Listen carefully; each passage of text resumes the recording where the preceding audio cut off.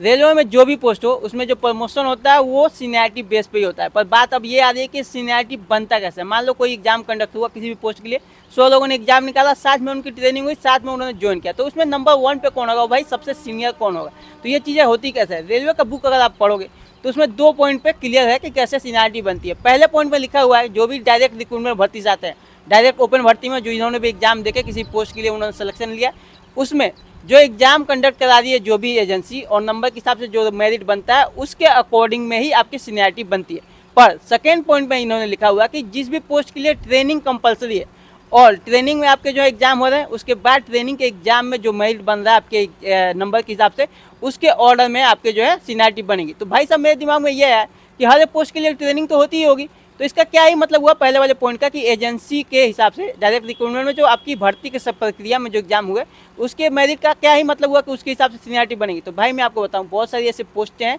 जहाँ पे ट्रेनिंग में एग्जाम होता नहीं है, वो ट्रेनिंग ना बोल के एक वर्किंग डिटेल आपको बता दिया जाता है, उसके बाद डायरेक्ट आपके जो है पोस्ट के काम पे लगा दिया जाता है। जैसे कि क्लर्क वगैरह के पोस्ट हो गए, तो वहाँ पे आपके जैसे आप रिक्रूटमेंट के हिसाब से आपकी भर्ती हुई, उसके बाद आपको वर्किंग डिटेल बता दिया जाएगा, उसके बाद आपके काम पे लगा दिया जाएगा। पर बहुत सारे ऐसे पोस्ट हैं जैसे एलपी हो गया, टेक्नीशियन हो गया, कि आपकी भर्ती प्रक्रिया होने के बाद आपके जो सिलेक्शन हो जाएंगे, फिर आपकी ट्रेनिंग होगी और ट्रेनिंग में आपका जो है एग्जाम होता है। तो उस समय जिस भी पोस्ट के लिए आपके ट्रेनिंग में एग्जाम कंडक्ट हो रहे हैं, एग्जाम में जो भी आपकी मेरिट आएगी ट्रेनिंग वाले एग्जाम में, मेरिट के ऑर्डर के हिसाब से ही आपकी सीनियरिटी बनती है।